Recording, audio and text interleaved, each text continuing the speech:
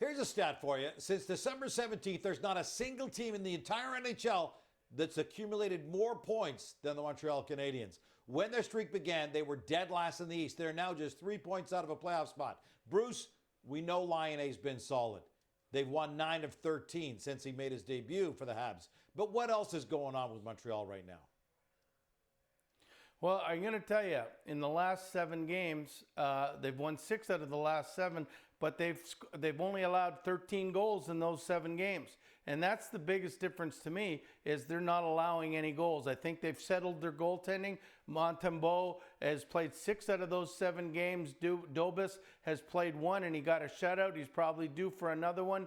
And so I think, with the Canadiens, they're playing really well and not allowing goals. I think the addition of Line has really helped as far as building up their confidence and gives them more balance. Kirby Dach is playing an awful lot better right now. But the more important thing I always think of is they believe in themselves now. They believe they're capable. They see the group ahead of us. They're only 3 points out, and I'm thinking they think and they believe that they can catch them. I don't think they're going to be able to do it over the long haul, but I really do believe it's great when Montreal is playing meaningful games in the new year, and I think they will continue to play meaningful games. I think they're pretty good, but I think next year is the year Montreal really makes its mark. But I love the way they're playing. They've got Chicago next and then Colorado, and I think if they don't take Chicago, don't think this is a trap game, or they think they play the same way that they've been playing.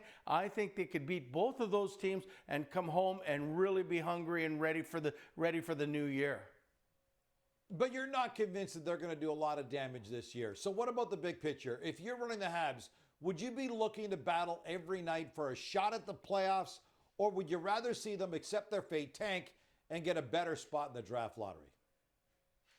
Well, it depends who you're talking to. If you're talking to the management, they probably want to say, hey, you know what, let's get a better chance and we'll regroup next year and we'll get a couple more free agents and we'll go get them.